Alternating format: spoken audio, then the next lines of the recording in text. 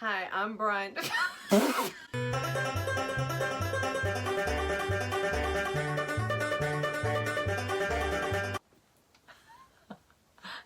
Howdy, y'all. Hi, y'all. We're Brian and Pam, in case you haven't seen our channel before. We've been doing YouTube for a while now, actually a couple of years, but we thought it was a good time to kind of reset and recap kind of what got us to this point. We've recently taken, oh my gosh, I see like a hovering bird outside. That's funny. That's okay. Did you see that? I was like, is that real? We've recently taken kind of a break, a little break from making videos recently. It wasn't really on purpose, but it just kind of happened. So it just seemed like a natural point. You took a break. That's true. I took a break. It's just kind of a natural point to sort of just recap and let everybody know what we're about if you haven't seen our channel before, what we're doing here. So I just wrote down a couple of things that I wanted to just kind of recap.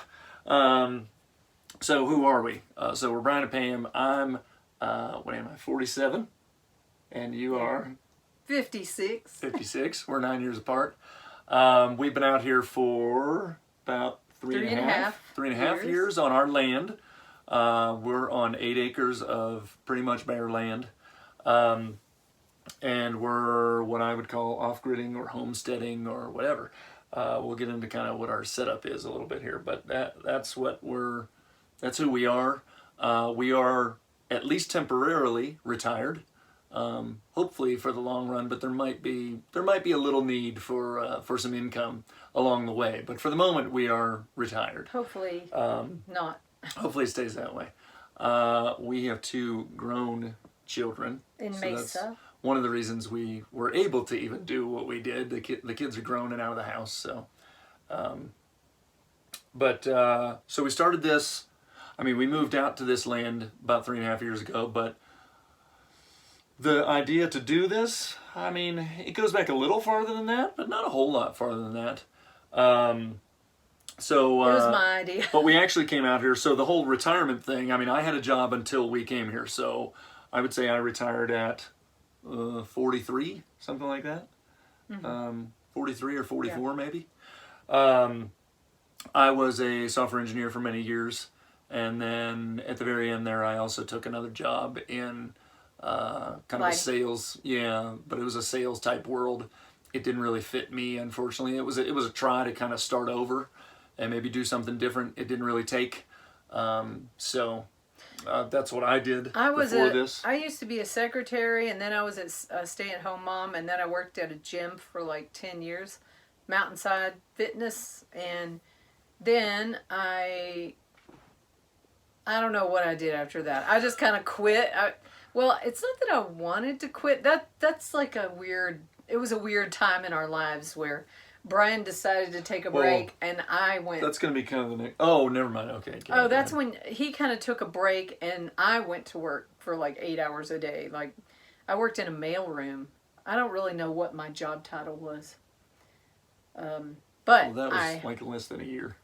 Yeah, but then after I quit that job, I didn't go back to the gym. I obviously, no, that's when I decided to try to pursue my art career. Remember, I started doing I painted a lot and tried to do some art shows, but it didn't really pay off. Anyway. She tried to make a career out of art. She still does a lot of art, and I'd call it more of a hobby, but you do sell some things. Yeah, I like it that way. It's probably better that way, right? I like it that way because I don't really want it to be. A career in art didn't really take for Pam, which was fine. I never wanted to go to college, really. I'm not college material. So he's the big man on campus. So the next question about that's what we did up to that point. Like I said, I was an engineer. I should mention we live in Arizona. We lived in the Phoenix area for many years, probably 20 plus years before we came here. Now we're just out kind of in the country in Arizona, basically. The question after that is, so why? So what brought us to this decision? What made us make that decision? I know it did for me, but. I just wanted to be, I like the idea of being out in the country and being away from people, like not being packed in like sardines in a neighborhood anymore. And just, I wanted to also like be in the mountains to be able to go hiking or walking or whatever. The weather down here was a draw. Yeah, we got out of the heat of Phoenix. Even though we're still in Arizona, we get a little relief from the heat. We've got pretty good weather here. For me, it was largely related to work. So, like I said, I was a software engineer for 20-ish years.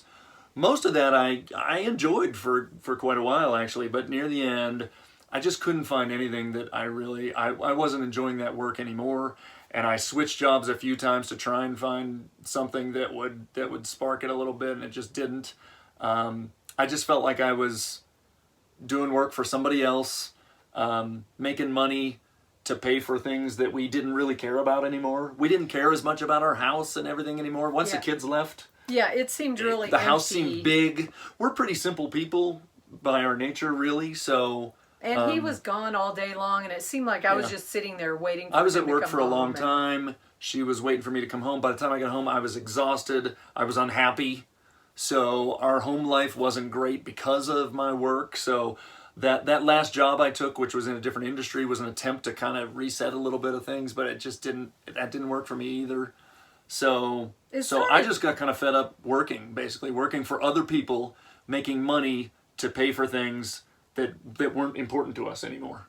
Yeah. And we kind of jokingly it started out as a joke. I was going to say that. Yeah, it started out as a little bit of a joke. Well, what if we didn't do this at all, or what if we just walked away from everything?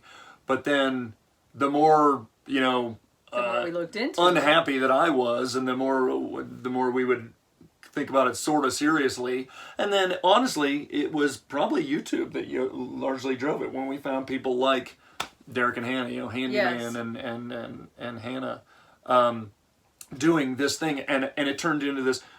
What was a joke turned into oh my gosh, there are people really doing this. Yeah, with starting with a little bit of money and a little, if you have the right plan, you can kind of make some things happen. Also, the fact that Derek was working in Tucson building a tiny house. Yeah, and the fact that he was in Tucson and then he was talking about the opt-out permit and all that.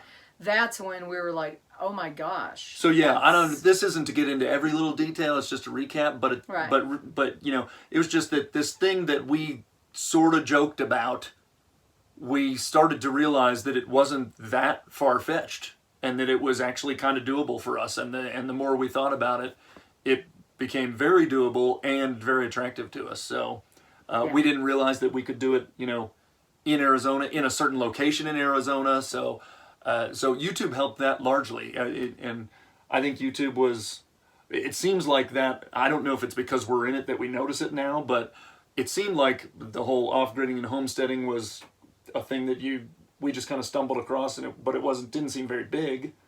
But it seems now, a few years later, it seems like there's so much more. It's blowing up. Now, I don't know if it's just because we notice more, or if they're really. I think it's a little bit of both. I think we notice more, and there is more. Well, there's the time when we would search things about off-grid, there wasn't nearly as much. I'm sure there was. It has grown, definitely, but I'm sure it's also that we notice more that we're in it. Yeah. So, but it's a little bit of both. Yeah. So anyway, that's kind of how, for me, it was largely driven by just not being fulfilled at work and getting tired of working for other people and making money for things that used to be important but became less and less important as we got a little older. I would definitely do it all over again. So after 3.5 years. Oh, me too. So the next thing I wrote down was like, how did we actually end up here? And how do we get set up? So, St. David. So as we mentioned, one of the things that really started us down thinking about that more as a real possibility were people like Derek and Hannah, Handyman, who happens to be a neighbor of ours now. So how we found this area was, we found them in, outside of Tucson. And again, that was a thing that I hadn't realized. We were in the heat of Phoenix, and when we first talked about this, I always assumed we'd have to go north, right, to escape the heat and have a little more temperate climate to be able to do some things. But we've actually come south towards and past Tucson, but we have more elevation. So that was something I hadn't even realized in Arizona. Even though I'd lived in Arizona for so long, I didn't know all of Arizona that well. This area I didn't know at all. But we're still close to town. It's not. Oh, yeah. It's like 15 minutes away to go to Walmart. So we started looking online and found some of our own potential kind of land sites, and then fed those to a realtor. And she kind of took some of those off the list as, you know, they wouldn't let us do the things we wanted to do. They weren't zoned correctly, basically. So we ended up finding this piece of land. It is 8 acres. We just stumbled into these. We weren't looking for these things specifically. We actually thought we'd find a piece of land that was bare. Now, looking back, I'm so glad we found one that had some things. What ours had was... We just stumbled up. Yeah, it had the septic set up already, which is required. It had water access. It had a shared well. There was no power. But those are the 3 things, basically. You know, for people that do what we do, it's fairly common to bring, and that's part of our setting up process, is we bought ourselves a truck and an RV, which we're in now, a 5th wheel. We had RVs in the past, never a 5th wheel, but, you know, more for just weekend camping and things. So we weren't strangers to RVs, but we had never lived in one. So we bought ourselves a truck and an RV and moved down here. So the things you need are basically kind of like when you go to a campsite, right? You need access to water, you need plumbing, kitchen, and you need cooking, food. Well, that's inside the RV. I mean, on your site. Oh, right. You need water, you need sewage. Yeah. You need power. So we had 2 of those 3. We had water and sewage. So the day we showed up, we could connect up our sewage pipe to our septic. We could connect up our water, you know, from our well right to our thing, like our city water connection on our RV, just like we're in an RV park, right? The only thing we were missing was power. So what we did for a short while, we actually lived off of batteries, actually, which was really difficult to do. Actually, I think Derek let us borrow his generator for a while. And I need literally days or weeks, maybe, you know. And when we first came, we were trying to sell a house where we came from, so we actually were weekenders for a little while. We would only come down for a couple of days at a time. Right. So that was more like camping, actually. But then when we got here full time, then yes, we got a generator, which we actually ended up borrowing a generator from Derek, and then we got our own. But I think we lived on a generator for maybe 2 or 3 months. Yeah. Yeah. And then we 6 panels. Set up a solar system, so a mobile solar system. We have a little trailer outside that has the equipment in it and the panels on top. And that also was done with the help of Derek. So we appreciate that a lot. We got set up fairly quickly. I think we moved here in March full time, and by the end of April, we had that mobile solar setup. So again, we had everything within reason. You know, the solar system isn't perfect, or at least the place we live in that the system has to feed isn't perfect, but we had pretty much everything we needed at that point. Yeah. And that's how we've lived for 3.5 years.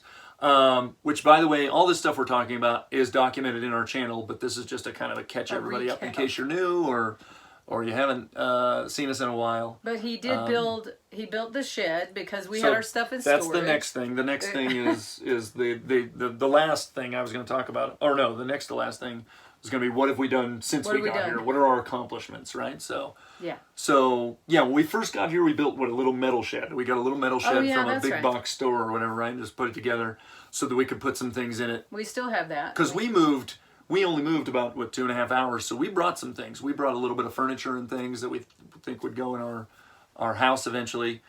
So we didn't give up everything when we moved. We got rid of a lot, but we did bring some things with us. So we actually had a storage unit for a little bit, and then we pulled that stuff out of storage. It was almost a year. I think we had that storage unit. So we started out with a very small, just metal shed that we put some things in, and that was the first thing we built, even though that was kind of, you just put it together, really. Yeah. And then after that, the shed. I guess we got maybe before, yes, this would have been, but the next thing we got was what they call a garage in a box, which was almost a little bit more of a shed, sort of, right? But it's a frame system with basically a big tarp over it, right? It fell apart after a while. It didn't last real long for us. It did the job for a little while, but it didn't last very long. But that was almost like another little shed that just didn't last all that long. Yeah, we had that. That was before you built the big shed. Then we really built a real shed. So we built it out of wood, but it's a 12 by 24, fully enclosed, kind of regular shed with a metal roof on top. Built it from scratch ourselves, and that is what allowed us at that point. So that must have been a year in, because at that point, that's when we pulled all our stuff out of storage. Yes. And brought it here. Then the carport. No, that was more than a year in. I think we had pulled the stuff out of storage when we got the garage in a box. And we put all the stuff in there. Yes, that's right. So then the shed came like a little bit after that. The shed came a little bit after that. There's a series of videos on our shed which have performed really well on YouTube. Those have been nice for us. But that was my first big project, and it worked out really well. It's finished. It doesn't have any insulation or power or anything in it, so we may still do things to it in the future. It's basically just a big storage shed right now. The future hope is that that's really more of a workshop, but right now it's storing some of our things. So that was the first big project we really did, and then the second one was a carport. So we built a 3-bay carport essentially, just post and beam and a metal roof, no walls or anything. So that went really well too, and that helped kind of define our land a little more, right? So it took us a long time to figure out with the layout of our land where we were going to put things and stuff like that. So the carport really was the day when we put the carport in place that determined where everything was going to be, how things were going to be laid out. Then we really decide where the house would go and like where our water catchment tanks would go. Oh, right. I forgot about the water catchment. So, yeah, so we did the carport. And that, so we decided that all of these roofs, so we now have a shed and a carport, and we will have a house all with metal roofs, and we're going to collect water off those metal roofs, even though we have a well share on our property, which, well, I'm really glad we had when we got here. We do not intend to keep using that for a couple of reasons. Number one, we always wanted to just do rainwater catchment anyway. Yeah. Just because it's there. We've had issues with our But we also, and pipes. It's documented on the channel, our well connection is a little ways away from us, and it has to cross over a wash, which causes us a lot of trouble in bad storms and stuff like that. The pipe will break, things get exposed. So it does cause us a lot of trouble. So we don't want to kind of depend on that in the future. So we're going to move away from that. We did look into trying to run new pipes and all different kinds of things, but it didn't make any sense. We decided it just wasn't worth it. It wasn't. So based on what we wanted to do anyway. It's working out well. So after the carport, we did we bought some water tanks, some rainwater catchment tanks, and they're placed kind of next to the carport. And I'll try and put up pictures as we talk about each of this stuff. But yeah, we have 2 large water tanks. We may have a third someday, but all the roofs will feed into those water tanks, and those water tanks will feed our house. So right now, next step. So yeah, so is that, and then of course, okay, so we have started on that next step, which is sort of the final step. But after that, everything becomes a little more for fun as opposed to to live. The next thing obviously is a house. So in case you haven't seen us before, our plan for a long time, we didn't know this day one, but we knew when we came here we wanted to do an alternative style of building, which is another one of the reasons we ended up where we are in the county we're in. They have a thing called the opt-out, the owner builder opt-out permit, which allows you basically to have a lot of freedom in the way you build your home. And when they come and inspect it when you're done, they basically only inspect it when you're done, and they only care about a handful of things. They don't go into great detail inspecting your house, and even though you are supposed to still follow all the codes and rules, they don't go into the same amount of detail inspecting it. So it gives you a good bit of freedom. So it makes it easier to build alternatively, which we knew we wanted to do from day one, just for efficiency and things. You know, I'll admit, I think you are the same. When we came, we probably thought we were going to build an earthship. That was one of the things we were looking at pretty heavily when we went into this move. I think we had bought the books. Had already. Well, I think we thought we would. Wow, I don't remember. Think we made the decision until after. Okay, but I don't remember. We were at least at some point we were heavily into earthships, and still love them. They're super awesome, but really labor intensive. There's a lot going on there. Anyway, we decided that we would go with strawbale. So yeah, we looked at multiple types of alternative building styles, and we landed on strawbale just for us. We thought it was a nice mix of labor, doable labor, and cost. You know, it seems to, and it gives you a lot of the advantages that many alternative building methods do. A really good insulation. You can kind of do it yourself. So anyway, a lot of natural materials, stuff like that. So we were looking for that kind of solution from day one, but we didn't settle, I don't think, on straw bales until after we were here for a little while. So anyway, we are building a straw bale house. We have begun, but we're in the early stages. It keeps raining. We just recently passed our monsoon season here in Arizona, and before the monsoon season, I was trying to get past a certain step of the build before the monsoon rains came, and we didn't get there. And it turned out to be wise that we kind of put the build on hold because we got a lot of rain. We had a really heavy monsoon season this year here in Arizona. And so we haven't put up any of our bales yet, our straw bale walls, but we have done a lot of the prep work. We've got a foundation in place. We've got what are called bucks, basically the spots for our doors and windows around the building. We've got it kind of designed and laid out the way we want. So we know kind of what we're going for, but we're at that point, and we actually have our straw bales.